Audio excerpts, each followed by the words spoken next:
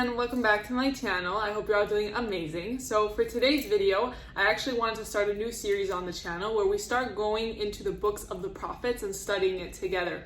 So in Judaism, we believe that divine text includes three things, right? Tanakh, that's the acronym. We believe in Tanakh, which is the Torah. The Torah includes the 5 books of Moses, which in English is Genesis, Exodus, Leviticus, the book of Numbers, and Deuteronomy. So Torah, the 5 books of Moses. We believe in Nevi'im, which is the book of prophets. These are all the prophets that we believe to be true.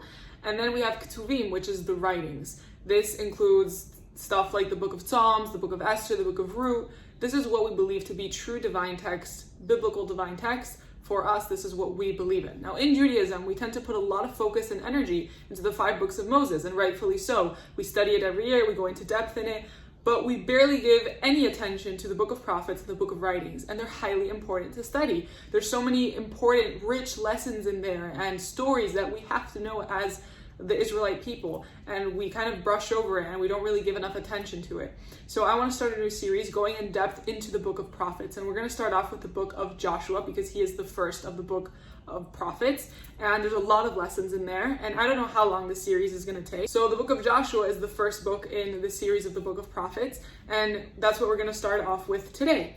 And it's a very, very powerful book with lots of lessons, and I'm very excited. And we're going to be covering the main ideas, the main stories, and we're not going to obviously read it word by word, but we're going to try to get the main gist of the lesson of every single one of the prophets and their lives and what we have to take from it. So starting with the book of Joshua, to give us a little bit of a backstory, Joshua is the successor of Moses. Moses was the leader of the Israelite people for 40 years in the desert, and Moses dies, right? Moses passes away. They bury him in Har Nevo, outside of the land of Israel, and Joshua is accepted as the next leader of the Jewish people. Now let's give us an even more bigger backstory of what really was going on with the Jewish people at the time. So to give us a proper grounding of where the Jews are coming from and to really understand where the book of Joshua is starting, we have to give a little bit of a backstory about the Israelites and what they've been through thus far. So the Israelites have been in slavery in Egypt for 210 years, right? Jacob and 70 of his descendants went into Egypt because of famine, and over time, once Jacob and the 12 tribes passed away, slowly but surely the Egyptians started turning on the Israelite people. And slowly but surely, the Israelites became enslaved to the Egyptians. And their slavery lasted for 210 years until finally a redeemer came. This redeemer was Moses. Moses brought them out of slavery. Moses brought them out of servitude in Egypt and led them to Mount Sinai. So the Israelite people got to Mount Sinai, and that's where they really became a nation. That's where God kind of chose them to be this chosen people to receive the Bible, to receive the 10 Commandments. And at Sinai, the Jewish people received the 10 Commandments, they received the Torah, the divine code to creation, the divine laws that God expects humans to live by. The Israelites received it then. And the plan was that immediately after, the Israelites were going to go into the land of Canaan, which is modern day Israel. But back then it was called the land of Canaan with the Canaanites. And they were immediately going to go in there. But what happens? The Israelites, before going in to conquer the land, they were a little bit fearful, right? They didn't know what they were walking into. So they kind of asked Moses, their leader, if they could send spies, people to kind of scope out the land, to get an understanding of what they were walking into so they would be better prepared to go and fight and conquer the land. Moses tells them that God is on our side, and with that we'll be victorious no matter who they are. But Moses tells them, if you guys really feel the need for people to go and scope out the land, then we can do that. So Moses picks one person from every single one of the tribes, high up people within the tribes. So 12 spies, they go into the land of Israel. They scope out the land, and they actually bring a very negative report where they say the Canaanites are giants, they're going to eat us alive, we're grasshoppers in their eyes, we're so tiny, the land is not good, I don't even know why we're going in there. And the spies, they bring back a bad report. Now, 2 of the spies who went into the land of Israel were Joshua and Caleb ben Yefuneh. Now, they were the only ones who actually brought a good report back to the Israelite people. The other 10, they brought a very negative report of the land back to the Israelites. And the Israelites believed these 10 spies. They were like, what are we doing? Moses, why are you doing this to us? God, are you kidding me? You brought us out of Egypt in order to bring us to a land where people are going to eat us alive. People are going to destroy us. There are giants there. They're going to destroy us. Why are we even going in there? We left Egypt to just go and die. And everybody started crying, and they were so enraged and they were so upset. Why is this happening to us? And they were so fearful about going into the land. And that's where God said, if you're going to cry about nothing, then I'm going to actually make you cry about something. And the sin of the spies was, to this day, still the worst time in Jewish history, because as a result of it, that generation was not allowed to go into the land of Israel. God made a decree that every one of the people who complained and was sad and cried for no reason and was fearful about going into the land at that time because of the negative report of the spies, that generation would not enter the land. They would die out, and their children would be the ones to inherit the land, and they would be the ones to go into the land. So at that moment, there was kind of a curveball where originally the Jews were going to leave Egypt, get to Mount Sinai, receive the Torah, go into the land, but now a whole generation had to die out first. And so that results in 40 years in the desert, where the Jews were literally just going in kind of like circles, circling around the Middle East, not entering the portion of Israel, of the land of Canaan, and they were going around the desert for 40 years until that generation died out. And only their descendants, their children, are the ones who are going to be allowed into the land of Israel.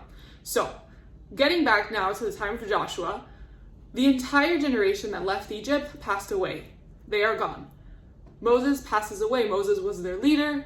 The leader is the people, he is the representative, and that's why Moses as well couldn't enter the land of Israel, because if his people couldn't go in, then he can't go in himself. So now Joshua is the successor, and he is the successor of all of the children, right? These are not the people who left Egypt, these are the children of the people who left Egypt, because only the children could go in because they didn't complain, they didn't cry for no reason. And Joshua was allowed to go in. Why? Because he brought a good report. He was not fearful. He was faithful that had they gone into the land of Israel, God would be with them. So Joshua is the successor of Moses. He spends all his time with Moses. He learns everything that Moses is about, and he really becomes like his second in command. And so Moses passes away. Joshua becomes the successor, and he's tasked with now doing what everything has been building towards this moment, which is bringing the Israelites into the land of Israel.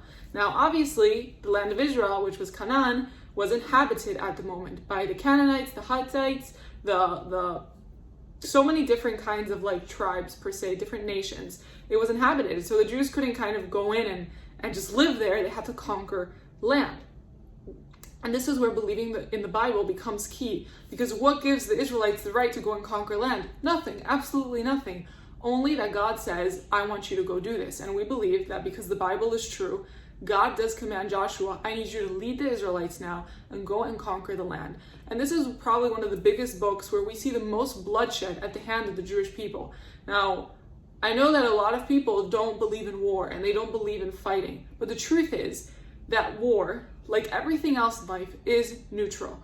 Yes, there is moments where war is necessary, and there is moments where war is unnecessary, but we can't say that fighting is something inherently bad. There is times where it is necessary.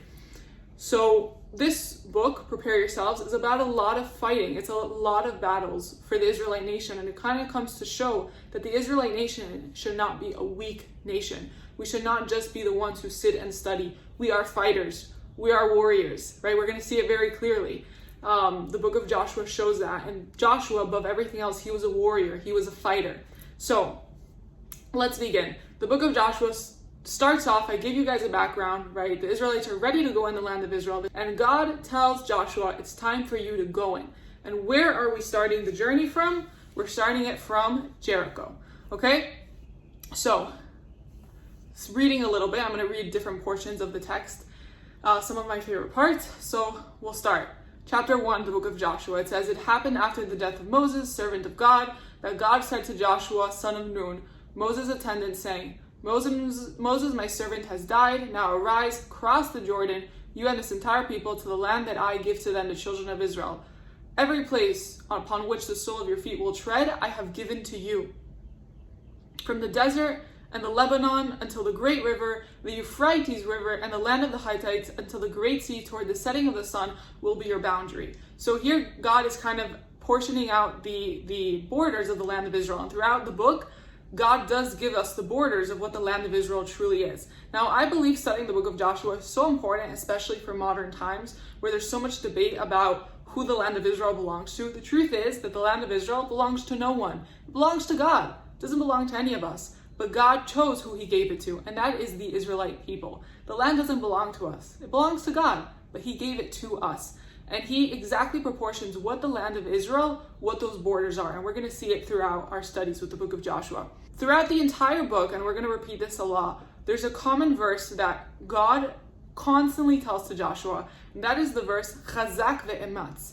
Be strong and courageous. Chazak, strength, ve'ematz, courageous. That is the message that God constantly is telling to Joshua, because Joshua, you have to understand what's going on in his head. He's the successor of Moses, the Moses who was able to speak to God, who was such a great leader for the people. And Joshua is constantly doubting himself. He's like, I can't live up to that. I can't be that. I don't know if I can do the job well.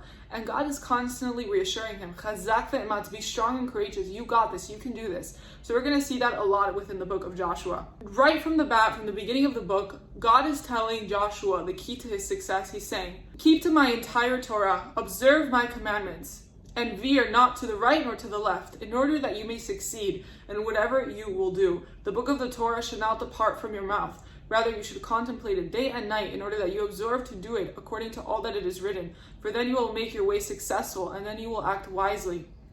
And he again says, be strong and courageous. Do not fear, do not lose resolve, for Hashem your God is with you wherever you will go.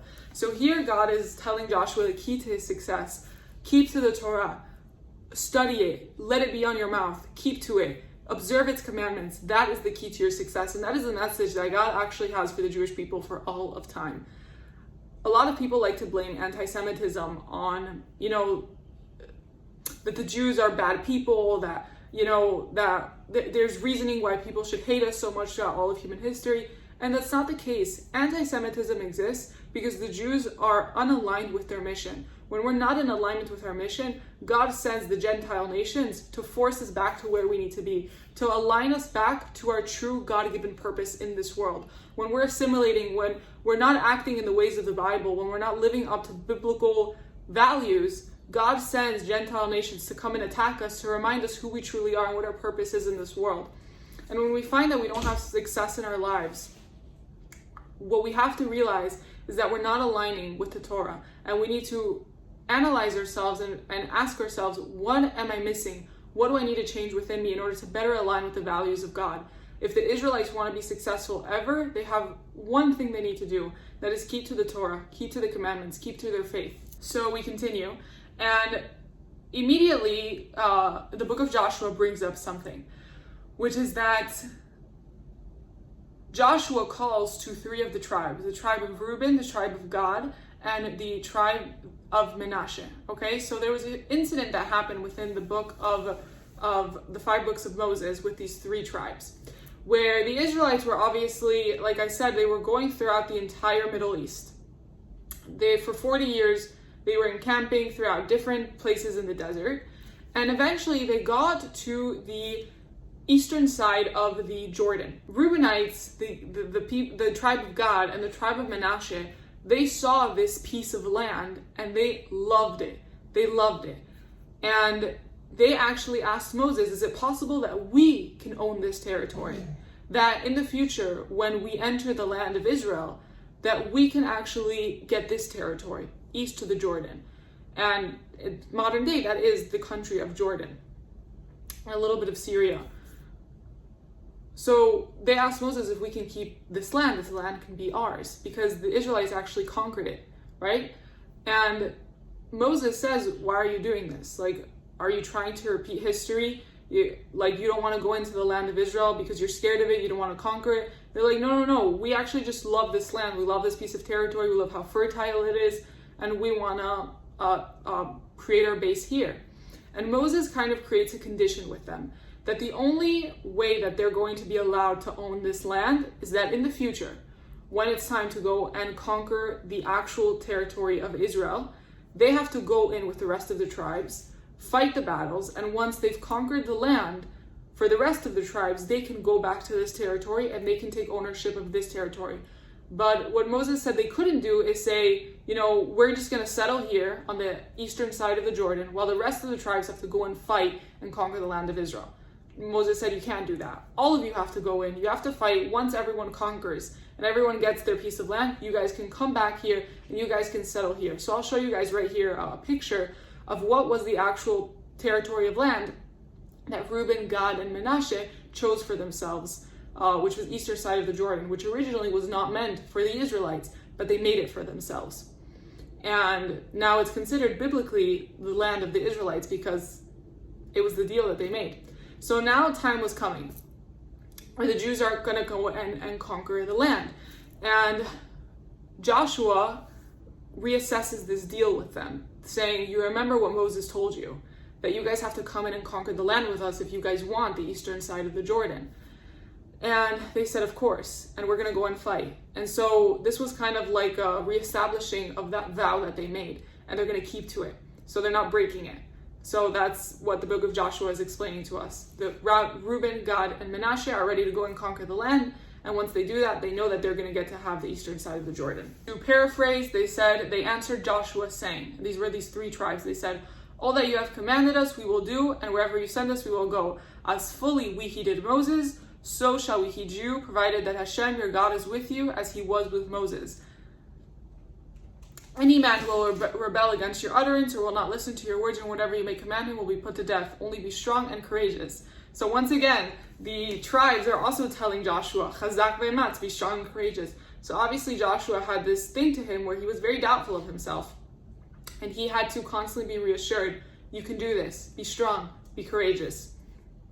So that's the first chapter, just the first chapter. And I believe there's maybe 30 chapters or 24, something like that, around that. So we're going to try to cover as much as possible throughout this series. And today was really just to give us a backstory about everyone, about what we're entering into, and where we're starting off with the book of Joshua. So that is the beginning of the book of Joshua. Next week, we're going to be able to dive in and get to cover a lot more. This was kind of just setting the ground of what we're entering into. This is the book of the prophets, meaning that it's the time where the Jews are done. Moses has died. We're on to the next generation, and we're here to conquer the land of Israel.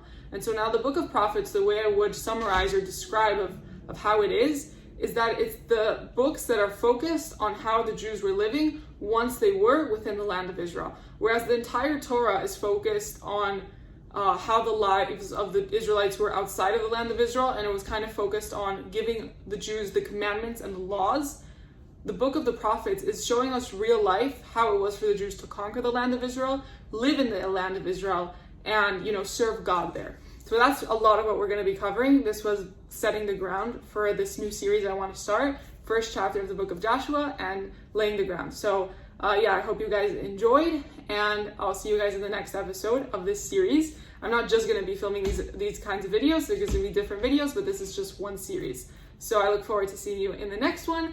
And as well, I believe in the next video, I will cover a little bit more of the backstory of Joshua that not a lot of people know about. And we're going to be covering the next couple of stories that happen in the book of Joshua, which are very, very fascinating. So I'm very excited, and I hope you will tag along. See you guys in the next video.